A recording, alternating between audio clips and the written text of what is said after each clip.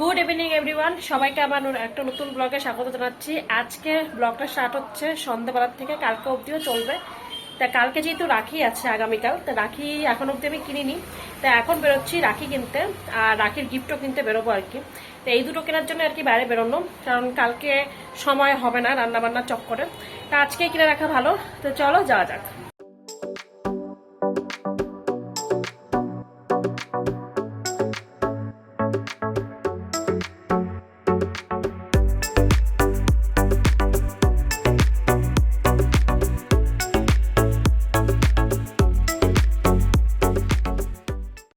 Good morning সকলকে। কালকে তো রাখি কিনতে গিয়েছিলাম, আর কিরকম ভিড় রাখি কেনার সেটা তো দেখালামই। বাড়ি এসে আর ব্লগ কন্টিনিউ করিনি। তা আজকে রাখি পূর্ণিমা, তা আজকে সকাল থেকে ব্লগ স্টার্ট করে দিচ্ছি। সকালবেলা উঠে স্নান পুজো করে নিয়েছি আর কি। এখন আমি যাচ্ছি ব্লাড দিতে, কিছু টেস্ট করাবো, কারণ আমার রুটিন টেস্ট কিছু থাকে 3 মাস পর পর, তো সেটাই করাতে হবে। নীল যেহেতু আজকে বাড়িতে আছে, আর ও রোববারে থাকে, তো রোববার দিন তো হয় না, রোববার দিন তো বন্ধ থাকে, সোম থেকে শনিবার অবধি খোলা থাকে। তাই আজকে তো সোমবার যেহেতু, তাই আজকে খোলা আছে, মনে তো হয় খোলা আছে। তা ভাবছি আজকে আমি গিয়ে ব্লাডটা দিয়ে আসি, কারণ আবার কবে সময় হবে না হবে। তা আগে প্রথমে ব্লাড দেওয়ার কাজ, তারপরে বাকি রান্না বান্না সবকিছুই রয়ে গেছে। আর আজকে যতদূর জানলাম যে রাখি পরানোর ভালো সময় হচ্ছে 1:30টার পরে হয়তো। তা আমি ভাবছি সেই সময়ই পরাবো আর কি, কারণ রনির আসতে সেই সময় লেগে যাবে বাড়ি আস্তে আস্তে আর কি। ও তার আগে তো আসবেও না। তো যাই হোক, আগে ব্লাডটা দিয়ে আসি, রান্না বান্না করবো, তারপরে রাখি পরানো। আচ্ছা বলো, ব্লাড দিয়ে কেমন লাগতেছে তোমার? তুমি তো সাধারণত ব্লাড দাও না। হ্যাঁ, এখন যে টেস্ট তো করাতেই লাগে। কেমন লাগছে কেমন? হ্যাঁ, ঠিকঠাকই লাগছে, নর্মাল। আমার এই যে ব্লাড দেওয়া হয়ে গেছে, কিন্তু এটাতে এখনো রক্ত বেরোচ্ছে, সেজন্য তুলাটা দিয়ে রেখেছি, থাক কিছুক্ষণ।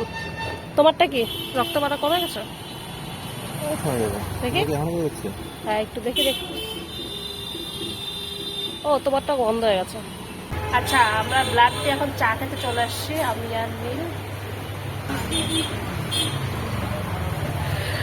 আচ্ছা, চা প্রচন্ড নেশা হচ্ছিল, মানে প্রচন্ড চা খেতে ইচ্ছে করছিল। তো চা খেয়ে নিয়ে বাড়ি যাব, বাড়ি গিয়ে তারপরে দেখা যায় ব্রেকফাস্ট কি করা যায়। আর তিথি যদি এটা দেখে, মানে তিথির তো এটা ফেভারিট জায়গা, মানে এখানকার টোস্ট প্রচন্ড, মানে খুব ফেভারিট। তো টোস্টটা আমরা 1 প্লেটে নিয়েছি, বাকিটা আমি নিয়ে যাবো, বাকিটা বিকেলবেলা বানিয়ে দেবো।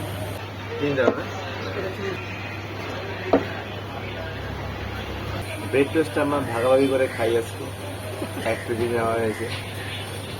ব্লাড দিয়ে চলে এসছি, আর চা আর টোস্ট খেয়েও চলে এসছি আর কি। সকালে ব্রেকফাস্টে ওটাই ছিল, আজকে আর কিচ্ছু খেতে ইচ্ছা করছিল না, প্রচন্ড না গরম আজকের দিনটা না এত রৌদ্র হয়েছে আর কি। বাইরের থেকে আসলাম তো একদম পুরো যাচ্ছিলাম বাইরে। আর এখন বাজে 11টা 20, আমি এখন থেকে রান্না বসাবো। ভেবেছি যে পোলাও আর একটা পনিরের একটা অন্য কিছু বানাবো, আর কিচ্ছু বানাবো না আজকে।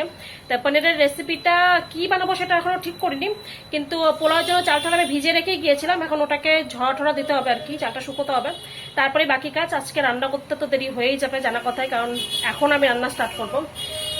তো চলো রান্না স্টার্ট করা যায়। কি রান্না করছি, আদৌ পনিরের কি রেসিপি করবো সেটা তোমাদেরকে দেখাবো। দুপুরের পোলাও কিন্তু হয়ে গেছে, এই হচ্ছে পোলাও, জাস্ট এইমাত্র হলো। এখন এটাকে একটু রেখে দিয়েছে যাতে একটু ঝরঝরে হয়, গরম গরমে তো একটু লেগে লেগে থাকে, একটু ঠান্ডা হলে ঝরঝরেটা হয়ে যায়। তো এটা হয়ে গেছে, আর পনিরটাও হয়ে গেছে। আচ্ছা, রান্না বান্না তো কমপ্লিট হয়ে গেছে। এবার আমি ড্রেসটা একটু চেঞ্জ করে একটু চুড়িদার পরে নেবো, তার কুর্তি একটা, যাই হোক কিছু একটা পরবো। পরে নিয়ে তারপর ওদেরকে রাখি পরাবো। তিথি আর নদু স্নান তো হয়ে গেছে, ওরা রেডি, কিন্তু রনি আসলে পরে দুজনকে একসাথেই পরিয়ে দেবো ভেবেছি। রনি আসুক, তারপরে রাখিটা পরাবো। আর হাতে নতুন নেল পেন্টও আমি লাগিয়ে নিয়েছি, কারণ যেহেতু রাখি পরাবো, তো নতুন যদি নেল পেন্টটা না লাগাই হাতটা ভালো লাগবে না দেখতে। তাই বসে যখন সময় ছিল, ওরা যখন কেউ আসছেই না, ভাবলাম সময়ের সদ্ব্যবহার করা যাক আর পরা যাক, তা ধোয়াতেই পরে নিয়েছি। এই নেল পেন্টটা কিন্তু আমি নতুন নিয়ে এসেছি আজকে, যখন গিয়েছিলাম বাজারে তখন। তা মোটামুটি এই কালারটা আগে পরতাম, অনেকদিন পরে আজকে এটা পরার ইচ্ছা ছিল। এই কালারটা আমি আগেই পরতাম, বিয়ের আগে পরতাম, কিন্তু অনেকদিন পরে এটা পরার ইচ্ছা হচ্ছিল, তাই এই কালারটা নিলাম। মোটামুটি তো ভালোই লাগছিল আমার হাতে, আমার তো তাই মনে হয়। রেডি হয়ে গিয়েছি, আর এই কুর্তি সেটটা পরে নিয়েছি। আমি তো রেডি, তিথি রেডি, নদু রেডি, নীল বাজারে গিয়েছে, এখন অব্দি আসেনি, তো ও আসুক। আর রনি ওরা দুজন আসলে পরে কিন্তু রাখিটা পরাবো। তিতিকে খেতে দিয়ে দিয়েছি কারণ ও বেচারি খিদে পেয়ে যাচ্ছিল। তা ওরা আসবে, রাখি পরাবো, তারপরে কিন্তু খাওয়া দাওয়া প্রোগ্রাম আর কি হবে। তা জলদি করে আসুক, এখন আর ভালো লাগছে না।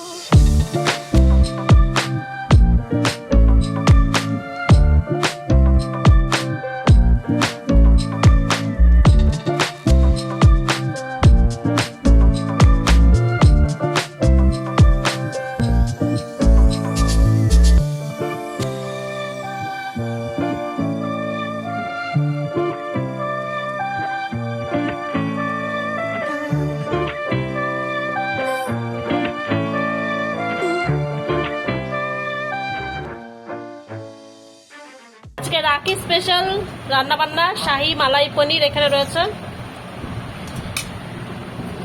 আর এখানে রয়েছে পোলাও।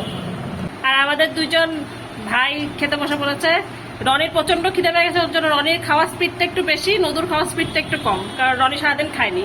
রান্না কেমন আছে সেটা তো বল, একটু খেয়ে যাচ্ছিস খালি। হ্যাঁ ভালো হয়েছে। নদু কেমন হয়েছে? ঠিক আছে। আচ্ছা, সকালবেলা যেরকম বলেছিলাম যে বিকেলবেলা আজকে ব্রেড টোস্ট বানাতে হবে, কারণ সকালবেলা আমি খেয়ে এসেছিলাম 1 প্লেট, তো সেটার জন্য নিয়ে এসেছি বিকেলবেলা, তো এটাই বানাবো। বাটাটা আমি অনেক আগে বের করে রেখেছিলাম যাতে একটু নরম হয়ে যায়, আর ব্রেড তো এখানে আছে, এবার ঝটপট করে চা আর ব্রেড বাটারটা করে নেবো। আচ্ছা, চা খেয়ে নিয়ে রেডি হয়ে গিয়েছি আমি, কারণ যাচ্ছে এখন ডক্টরের কাছে। দুপুরের পর থেকে প্রচন্ড দাঁতে ব্যথা। রিসেন্টলি তো না, ডিসেম্বরের দিকে আমি দাঁতে আরসিটি ট্রিটমেন্ট করিয়েছিলাম, তো মোটামুটি ভালোই ছিলাম, কিন্তু কি হয়েছে, দাঁতটা না কালকে রাত্রে ভেঙে গেছে, মানে যেটুকু দাঁত ছিল অবশিষ্ট তার মধ্যে থেকে অল্প একটু দাঁত ভেঙে গেছে। এবার ভেঙে যাওয়াতে কি হচ্ছে, দাঁতে ব্যথা করছে প্রচন্ড পরিমাণে, মানে দাঁতের যে শিকড়টা হয় না সেটা বের হয়নি এখনো দাঁত থেকে, ওখানে লেগে আছে বুঝতে পারছি, তো সেই জন্য ব্যথা ব্যথা করছে। আর একটু অস্বস্তি টাইপের হচ্ছে, দাঁতের মধ্যে বারবার করে আটকে যাচ্ছে, মানে বারবার করে যখন আমি কথা বলতে যাচ্ছি জিব্বাটা বারবার করে ওখানেই যাচ্ছে আর কি দাঁতের মধ্যে। তো সেই কারণে ভাবলাম যখন আজকে নীল বাড়িতে আছে, তো আজকে ডক্টরকে দেখিয়ে আসি, যদি এটা তুলে দেয় তো খুব ভালো কথা। সেজন্য আমি একবারে চায়ের সাথে একটু ভারী টিফিন করে নিলাম, ব্রেডটা একটু দুটো বেশি খেয়ে নিয়েছি, যাতে কিনা যদি দাঁত তুলে দেয় আজকে বাইরে নি চান্স, তাহলে আর যাতে কোনো অসুবিধা না হয়। তো ডাক্তারের কাছে এখন যাই, দেখি কি বলে ডাক্তার। ডক্টরের কাছ থেকে চলে এসছি। এবার ডক্টর আমার 8টা দাঁতকে সিল করা হয়েছে, মানে 8টা দাঁত নষ্ট হয়ে গেছে অল্প অল্প অল্প। তো ডাক্তার বললো যে এখনই সিল করাটা ভালো, নতুবা পরে ওই দাঁতগুলোও যাবে আর কি। তা আজকে এই 8টা দাঁত সিল করা হয়েছে। আর যেই দাঁতটার অসুবিধার জন্য আমি গেলাম আর কি, তো ডক্টর বললো যে সেটাকে ওঠাতে হবে আর কি। তো 2 দিন অ্যান্টিবায়োটিক দিয়েছে, 2 দিন পরে যেতে বলেছে, কিন্তু এই সপ্তাহে যেতে একদম সময় হবে না, নীল যেহেতু বাড়িতে থাকবে না, সে আলটিমেটলি রোববারই যেতে হবে। তো নেক্সট রোববারে অ্যাপয়েন্টমেন্ট নেওয়া হয়েছে আর কি দাঁতের জন্য। তো শুক্রবার থেকে আমাকে মেডিসিন খেতে হবে, তারপরে রোববারে গিয়ে উনি দাঁতটা তুলবেন। এই হয়ে আছে পরিস্থিতি। আর বাড়িতে আসার পরে তো নীলের কাছ থেকে একটু ঝাড় খেয়েছি দাঁতগুলোর জন্য, কারণ দাঁতের যত্ন নেই না দেখে। তো এখন থেকে ঠিক করেছে দাঁতের যত্নটা নিতে হবে। তো ব্লগটা আজকে এখানেই শেষ করবো। তোমাদের যদি এই ব্লগটা ভালো লাগে থাকে তাহলে চ্যানেলটাকে অবশ্যই একটা সাবস্ক্রাইব করে দিও, একটা লাইক করে দিও। দেখা হচ্ছে পরের ব্লগে, ততক্ষণের জন্য সবাই সুস্থ থাকো, ভালো থাকো, বাই বাই।